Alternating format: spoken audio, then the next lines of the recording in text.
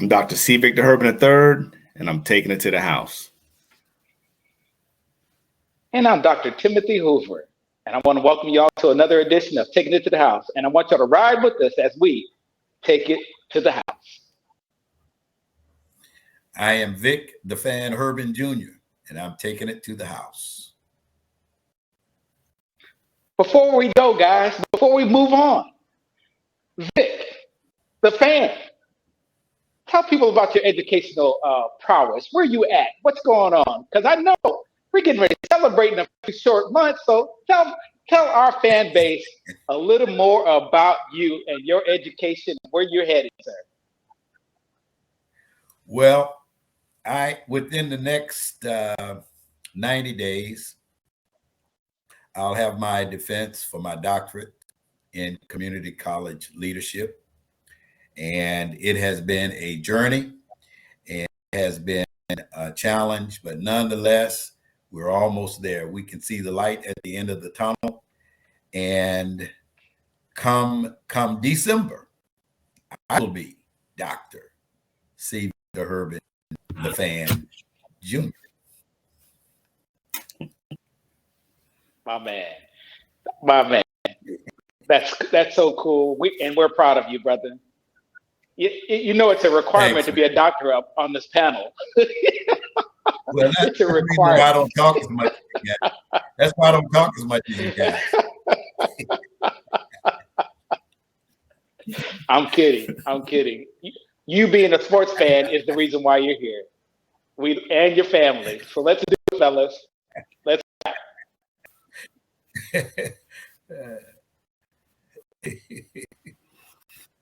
So what's the deal? I mean, what we got happening today? There's a lot that's happening in a week. There's a lot that's happening in the world of the NFL. I mean, we talked about it last week. While the NFL is king, even though there's not a ball being thrown, intercepted, or ran up down to 50 to the 40 to 30, there's still a lot of NFL news. Anything this last week, gentlemen, yes, that has sparked your interest? What you got? Well, we talked about it briefly last week. As you said, Watson in Cleveland. Wow.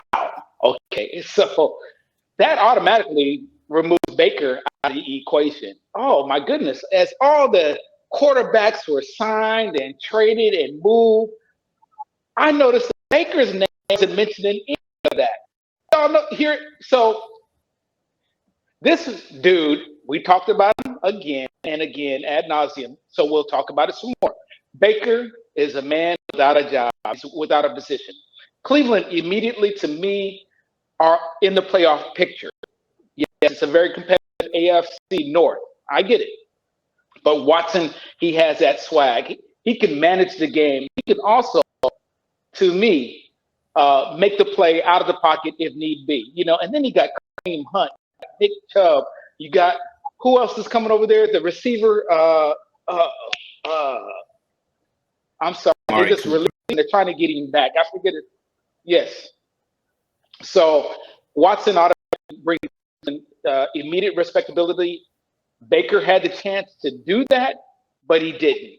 And now he's a man without a mission, without a job. And so I'm real curious on where he lands. But the big signing for today, Tyreek Hill, going to Miami.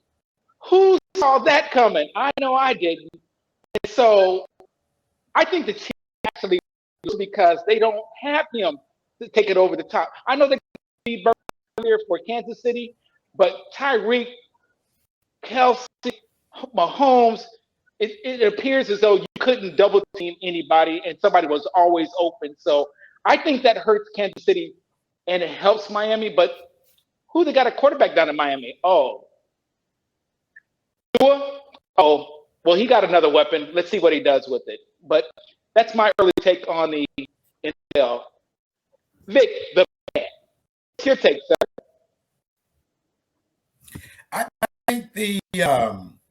I think the Cleveland move was a very, very good move, and I think you have instant credibility with a quarterback who has been tried and has exemplified all of those marvelous things like to see in a quarterback: the smartness, the mobility, decision making, and game management.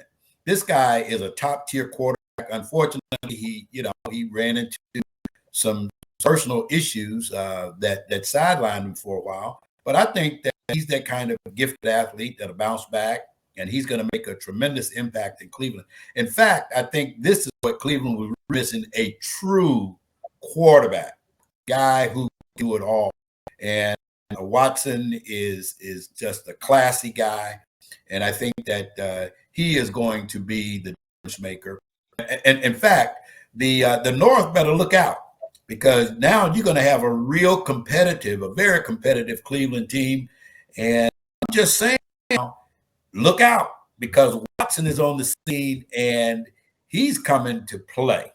And he's hungry and he's anxious to show Texas and the Texans exactly what it is that they just used and gave up. So I think that he's coming with a chip on his shoulder, just enough chip for him to make a tremendous difference in the AFC North. Vic, what do you think? Well, it sounds great. It sounds great on paper. I am the AFC North guru. Obviously, I got ties to Baltimore Ravens. Right now, will give the division to Joe Burrow. But what I'll say is it's the Cleveland Browns. And Cleveland Browns will Cleveland Brown. So they may have a star-studded lineup. They may have a star-studded quarterback, but they still got a front office that is jacked up from the floor up. They still have a coach. They still got a system that Watson needs to learn.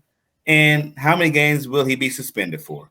So to crown them, I'm not going to be Denny Green. I'm not going to crown their tail. Not going to do it because they don't deserve it. They have not shown me anything. And so until they can make it to the playoffs with whatever roster they have, when they can beat the three teams in the AFC North more than one time in the same season, then I'll give them more out my mouth. We talked about it when Baker Mayfield got to the team years ago, and that looked great. And then it didn't. It looked great when they got loaded with Jarvis and Odell until it didn't. It looked great with Chubb and Kareem Hunt until it didn't. So I'm not giving them any more credit than they need until they show me something, because the Cleveland Browns are who we thought they were, and I'm not going to let them off the hook. Well, I think we have to. You're a little. Go ahead. I think that anything comes out of Vic's mouth is a little biased because he's a Ravens fan. Let's be clear, he's a Ravens fan, so he can't look at this objectively. Okay, let the fans know he's a Ravens fan. So whatever Cleveland bring, he's going to shut it down. He ain't going to give him credit, and I get it. I understand it. So let's say that.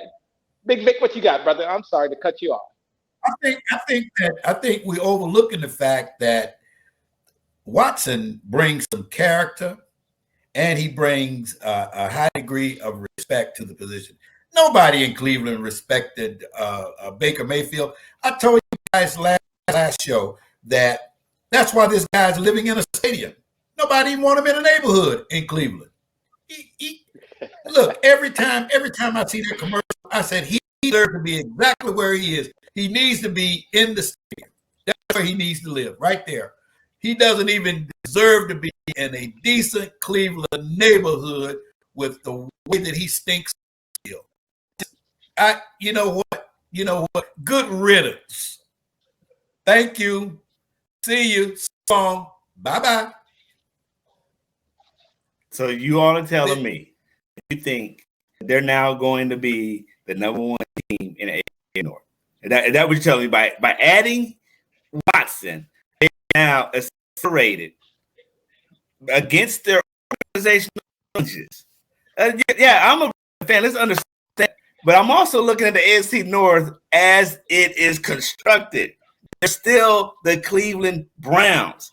And unless they have Joe Montana and Tom Brady coming off the bench, I'm not going to give them any credit until they do something. It looks great that the Lakers have a star-studded lineup. And what's going on with them this year? So I'm not saying Watson is the end-all, be-all, and now all of a sudden it's crowned him. No. I will give that credit to one Ohio, that Cincinnati Bengals, for what they've done and the trajectory they're on.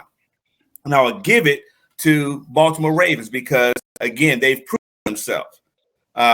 Pittsburgh, we already know that's up for debate. They are in a pseudo rebuild stage, but Cleveland hasn't done anything. And just because they added Watson again, how many games will he lose? How many games will he be suspended for when the NFL gets involved for the situation he got himself in? And then what? So there's already 6 games. Come on, man. Maybe next year talk a little bit more about it. I'm not jumping up and down to say that they're now the new kings of the AFC North. It looks great on paper until they. I hear you. I agree. Wow. You made a point. That I agree with management. The organization is tore up from the floor up. So that is still a problem. But if you could just play just with the personnel and extrapolate that or make that mean something, they have great talent at skilled positions. Let's see will it translate to wins. So you make a fair point. And so I agree with you. But I think the balance of power isn't necessarily going to Cleveland. I think it's in Indianapolis. When you sign your boy Matt Ryan from Atlanta, come over because we were talking about Russell Wilson. What if he had gone? Well, Matt Ryan is not a bad second choice, a 2B or a 1B, if you will, going to, because he is smart. He doesn't have to be athletic.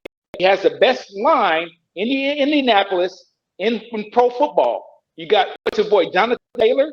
You got a decent receiving core. You just need somebody to sling it and make smart decisions. So I think Watson, he is Watson. Cleveland is still Cleveland, but Indianapolis is the playoffs because of the quarterback play.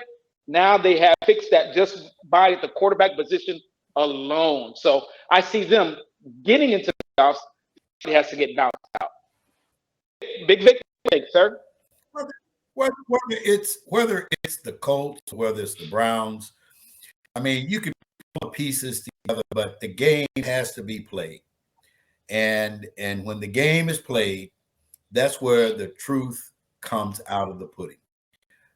The game is played till Watson is rattled by those huge defensive linemen from the Bengals and Pittsburgh.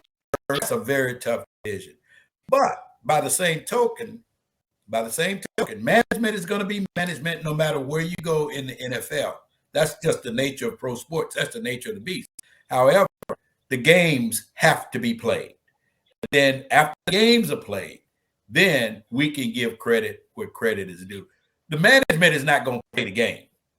The players got to play, and they got to play with a sense of pride and enthusiasm. And I think when you put all those great pieces in place, at least it gives the aura of a winning environment. And players want to play where they think they can win. And with Ryan going to Indy, that's an upgrade. That is an upgrade from what they had. And with that team nucleus, I think Matty Ice is going to be a tremendous addition to that team. And I think that he's going to be the ultimate catalyst for good chemistry for a team that has perhaps the greatest potential in the NFL. Oh yeah, I mean, it'll be a great divisional race between Indianapolis Colts and Tennessee Titans. I mean, wow, because Matty Ice is a proven quarterback. He has gone to the Super Bowl. Until Tom Brady came into the NFC South. I mean, it was between the Falcons and the Saints. I mean, it was Drew Brees versus Matt Ryan. So it'll be a great battle to see him with a rebirth, with a proven quarterback, friendly coach, and Frank. I mean, Frank Wright probably won out of Carson Wentz based off their experience in Philadelphia. That he'll get with a Matt Ryan, a quarterback IQ that is superior. I mean, at the end of the day, I started looking at the quality of quarterbacks that are now in the AFC. I mean, they've made some significant – AFC made a significant come-up with the quality of quarterbacks over the last 2 months. So it's not going to be an easy road for any team to make it to the AFC Championship game, because these quarterbacks that are now been traded to the division or to the conference, they come with some experience. Russell Wilson, 2 Super Bowls experience with 1 win, and Matt Ryan. So, I mean, you've already just elevated the quality of IQ of these of each of these quarterbacks and these teams. What do you guys? Let me ask this. So when you look at Matt Ryan and the situation that he's in a great situation because he's playing for a quarterback's coach. Frank Reich was a quarterback, and who understands the pressure and who understands game management more than a former quarterback with a pretty good team in Buffalo. And he was a very good quarterback. He was a good NFL quarterback, great, but he's a good NFL quarterback who can take a talent like Matt Ryan and bring out even greater feats in this game. I think Matt still has a lot to offer the game, and he certainly has a lot more to offer the fans.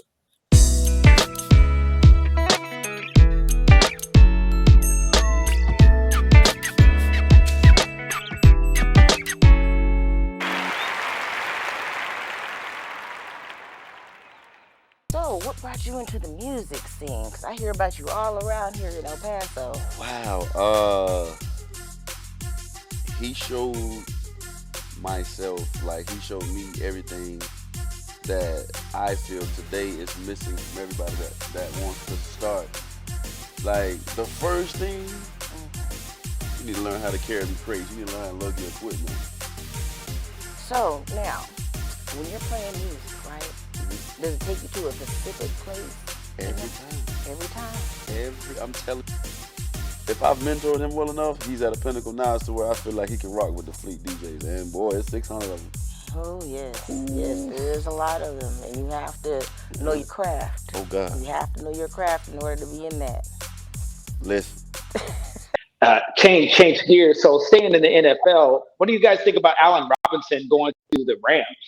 You guys got a take on that at all? Is that the rich getting, or is Woods now is no longer there? So Odell hasn't been signed yet, but I'm assuming he's going to stay. What are you feeling, Victor, about Robinson going to LA?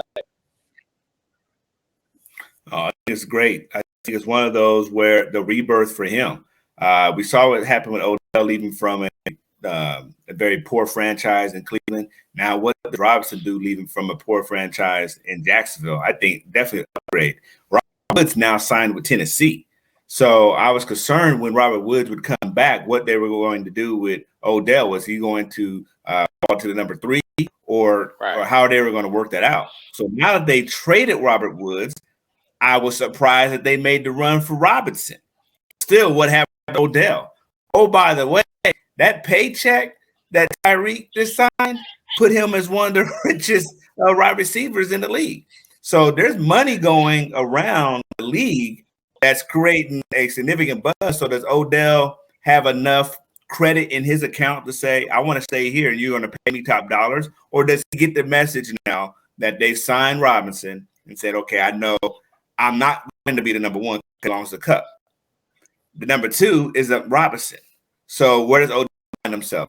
With a Super Bowl winning team, or do you take your talents to the free agents market? But I think it's a great pickup for the Rams. They just reloaded. What you think, Dad? I think that I think that what they have, what they've added to what they already had, is certainly an upgrade for the team. But we have to bear in mind, Odell is Odell. And if Odell doesn't get those touches, those looks, Odell can be a detractor. He can be a team killer with his attitude. Now, if he's a number one guy and you get him his touches, you're going to have a great season. But let's just see what happens after the first 2 or 3 games. If he doesn't get his touches, or we have to also bear in mind with him, he's not really in a position to demand top dollar, simply because he's coming off an injury and he is suspect that injury may come back to haunt him. So what he needs to do is be a good team guy, get a decent offer, and I'm certainly going to take care of him, but don't raise any sand about my touches. I believe with the management in Los Angeles, everybody on that team will get their incentives, those that need to get them. And I think that with a young coach like that, who's very creative, they'll find ways to get you your touches and to get you your look. But just be a team guy, Odell. It's not about you. It's about the team. Just get it out of your head. You're not bigger than the NFL. It's NFL. Tim, what do you think?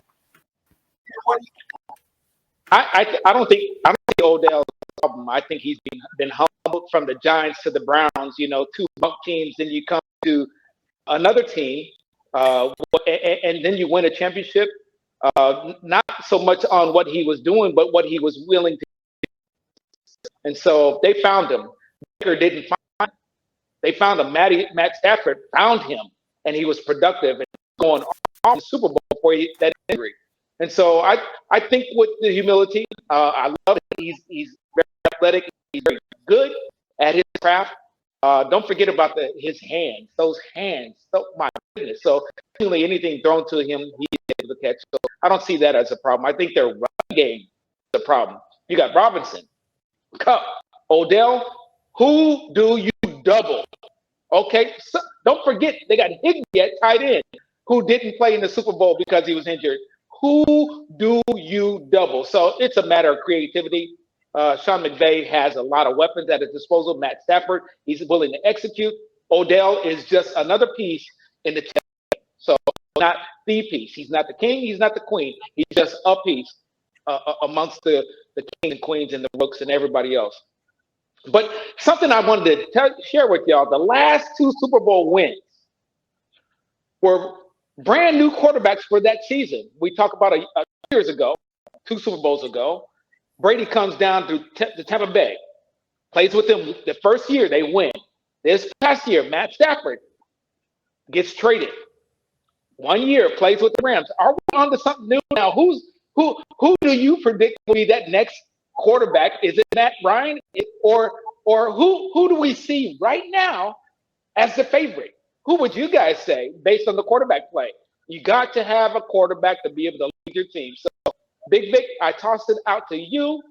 If you had to choose right now, based on this team, who's your Super Bowl winner? I'd have to go with Matt Ryan. I think Matt Ryan, coupled with the coach and the line that he has, they're going to take good care of him. And good decision maker, good field general, good guy to have in the huddle, good guy to have on the team. He's a motivator. He's one of the fellas, and I would ride with Matt Ryan. I'm going to ride Matty Ice.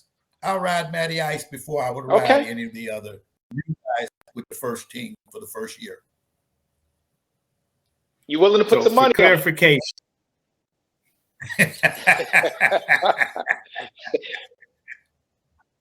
Hold that thought. so Go ahead. So for clarification, are you saying one of the new trades or just based off of quarterbacks within the league, a new day starts, which quarterback did I give the favor to? Yes. Who based on the current composition of the teams or the trades or even projected. Maybe you see something. Maybe you see Rodgers coming to the 49ers. I don't know. What do you see in your crystal ball? Maybe you see based on what is going on right now and your projections that you can share with our fans and us today, who's going to the Super Bowl? Who's going to be our champion next year? What I told you all last year. As long as Tom Brady's in that league, I've learned over 22 years, I don't pick against him. So Tom Brady's back, and I will get a pissed off Tom Brady, who didn't win the Super Bowl last year, who thought he was going to try retirement, got pissed off because he didn't know how to play daddy role and husband role, and he's back into the league. I picked Tampa Bay Buccaneers. Yeah. I agree with you 100. He would be my pick as well. I think he's the best signing or lack of signing because he came back and retired. I don't know what that was for 45 days, and then he says he comes back. But a Tom Brady-led team, as long as he gets Gronk back, he needs to have Gronk. Mike Evans on the receiving end, so he has skill pieces around him. The line has got to protect him because he's not mobile, and he needs to have Gronk because that chemistry between those two, I don't think there's anything better other than Kupp and Stafford, in the league. So I could be wrong, and that's just me with recency bias. But as long as Brady is in the league with all that cachet, and he's got a lot of equity in the bank, it's his to lose. Oh, yeah. Interesting. He wants his NFC championship title. He is hot. To see Aaron Rodgers, MVP. I mean, again, guys, he didn't leave on a bad year. He led the league in almost everything. Right. They had discussions that he possibly could have been a co-MVP with Aaron Rodgers. So it wasn't a 44-year-old Tom Brady with a noodle arm a la Peyton Manning. I mean, he was doing it. He's won Antonio Brown meltdown away and some other drama that's probably happened in the locker room for them to lose.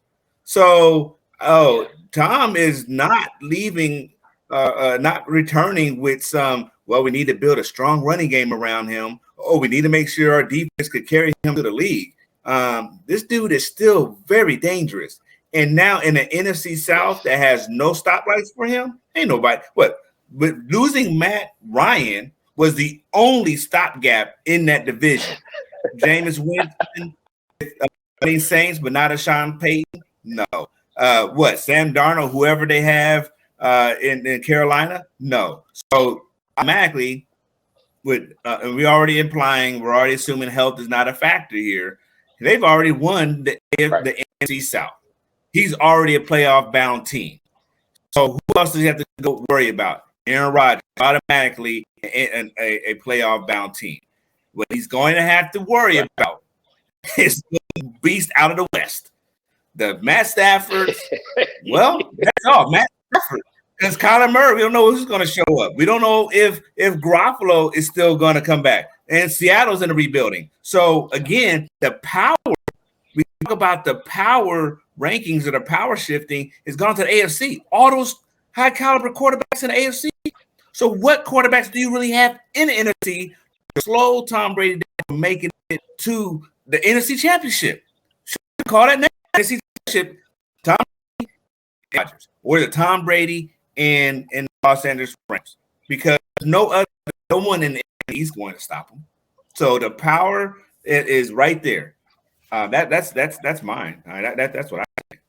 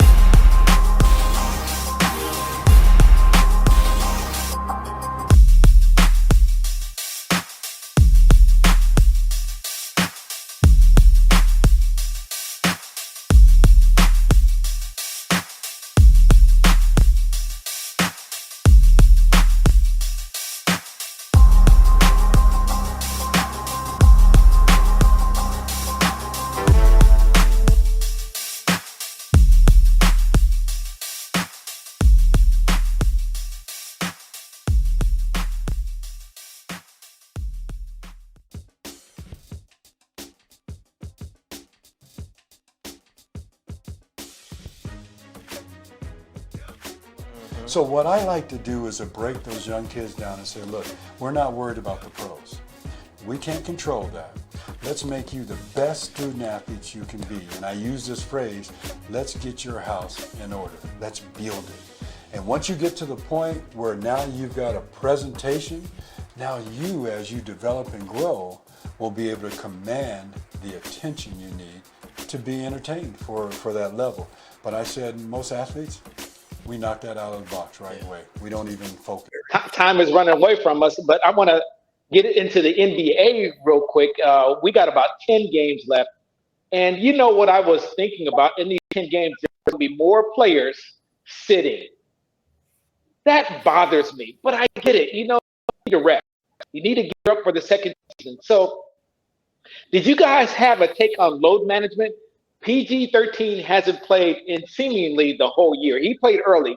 Kawhi hasn't played at all. We know he was injured last year. These 10 games, is a season too long? Do the games even really matter? What is a good number of games that they all count? Because clearly, by resting now, these games don't matter, but it matters to some because of seeding and everything. They try to make important for 82 games, but what we do know is based on load management and people resting. LeBron tonight, he's resting. Jimmy Butler, resting. Toe. Ryan Williams, we don't know what's wrong with him. It started seemingly with Tim Duncan, Popovich, the Spurs. So here's the question. Are we playing too many games in the NBA that they don't count? Seemingly the second season is the only thing that counts? Or is load management just something that we just have to just buy into, get into, and that's okay? What do you guys think about the long season and load management, or is the season long enough? And I toss that out to you, Big Vic. I think that what needs to happen, I think that, first of all, the fans deserve a full season. Now, how long have we been playing these number of games? So to me, players today are coddled so much. They don't play hurt. They are about, seemingly to me, as and they are about themselves. Team loyalty has gone out the window for the most part. It's all about me popping my shirt. I just look at some of the, I don't want to say bogus injuries, but come on, man. I mean, if you're really serious about winning a championship, I'm looking at Jordan. He was puking literally on the sideline, but he gave his heart to the game. These guys are not committed like that anymore, and they want to ease into. I don't want to have to play into the playoffs. I want to be the playoffs. You know, we gotta have this mentality, and I think that you can manage the minutes better, but I don't think that the season needs to be cut. We've been playing these number of games for many years, and these guys are just spoiled, rich athletes who need to get up off their duff, commit to the team, commit to the fans, commit to the NBA, and let's play basketball. Get off the duff. Let's play basketball. Anthony Davis, you need to go to work. That's what you need to do. Yeah, I agree. I think, we look at these players now are getting more money to play less games. Now you got 82 on the calendar. Unlike their predecessors who played all 82 or played majority of those games without the load management, got paid to play a full season. These guys may play. I mean, I think LeBron James this year alone missed 19 games. So 19 games out of 82 or 20 games out of 82. That's 62 games. So you got paid multi-million to play 60-something games. They didn't play 60-something games in the 70s. I think the model that the NBA should adopt is the NFL model. A couple years ago, when the NFL found out that a lot of the teams were sitting their players the last couple of weeks, they reshifted the schedule where the last couple weeks of the season, you're playing divisional games. every game mattered.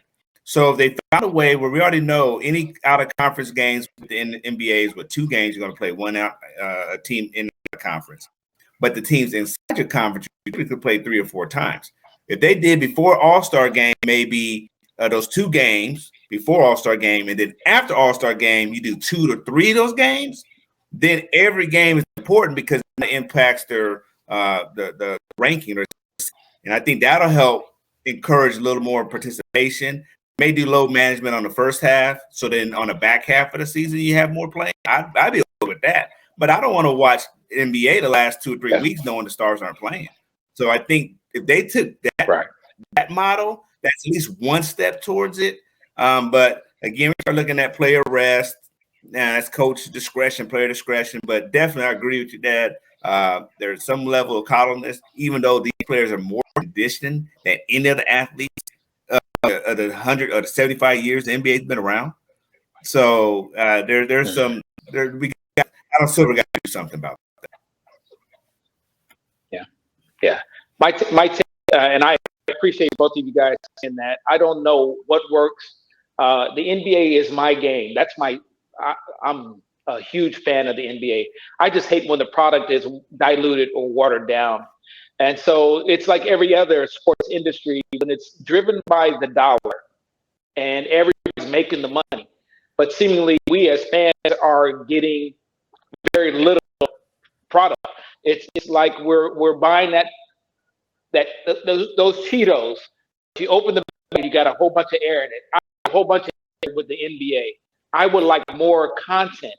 And so I don't know which model works, but right now the current model is not appealing, even though I'm going to tune in, and they know I'm going to tune in, and that's what it is they have there's a certain amount of fans that are going to keep coming back regardless, but how new fans? So I don't know. The marketing machine is at work, but I believe you lose fans because we're smarter than the average bear. This is poor. When you can see out the last 10 games, we know how much the ticket prices are. We know how much parking is. We know how much it may cost this family of 4 to a game, and you get to the game and your favorite star is not playing. Now that's terrible. That's sad. And so, again, I believe these games don't mean a whole lot to these players, but they got incentives built into playoffs, first team, being all league, having most rebounds, most assists. And so it's a terrible, terrible product. I'm going to end with this, and thank you to our fans for listening to us for the last 30 or 45 minutes or so. We just want to say thank you for tuning in on a weekly basis. Love you guys for tuning in. Let's remember that COVID is still prevalent, okay? It seemingly had gone down, and we had it well under control, and now it's coming back. Please, please, please. It's all about social distancing still about hand washing, hand sanitizing, just the simple hygiene stuff. And your governor or mayor, your city may say no mask. I still say, how is it spreading anyway? It's because we're not wearing masks. And so please be conscious, protect yourself, protect others, wear a mask. That's my take. I'll see you guys next week. We love you. Thank you. Team, great. Again, as we look forward to this next phase of the NBA season, hey, it's what it is. And while we are complaining about it as fans, guess what? We'll be the same ones tuning in a couple of weeks watching it to its fullest. Who's going to be hanging up, throwing up that Larry O'Brien trophy? But at the end of the day, I still hate what's going on right here. But again, as Uncle said, as our resident medical expert, be safe. It is now the new first week of spring here in DC. We got the cherry blossoms looking all pretty and nice. So take the time, enjoy the sights, enjoy the sounds, enjoy the beauty of be out and about, but do it safely. Again, it's been time spent the last 40 minutes with you all. Look forward to seeing you next week. Holla at us on all our social media platforms. Love engaging with you all. Love it. So take care, enjoy. See you all next week. As a fan, I'm going to say that we certainly enjoyed being a part of the broadcast on this evening, but I am really hyped up about Major League Baseball, and I just excited about the season. It's going to have double headers the first week. I just think that's awesome for the fans. And with all of the moves in the Major League Baseball, teams are going to come back that were not so good last year. I think they're going to be contenders down the road if they all stay healthy. So again, from a fan standpoint, in those close confines, in arenas, I too agree with both of my colleagues. Masking cuts down on the possibilities of contracting that dreadful disease. So I will be wearing my mask in public when I go to sporting events until such time it's deemed that it's okay not to, even after being fully inoculated. So from a fan standpoint, love the games, all of the sports. The meshing together about right now, this is that point where we're transitioning out of one into others, and the playoffs are coming up in the NBA. Enjoy it, be safe. And as a fan, it doesn't get any better than this.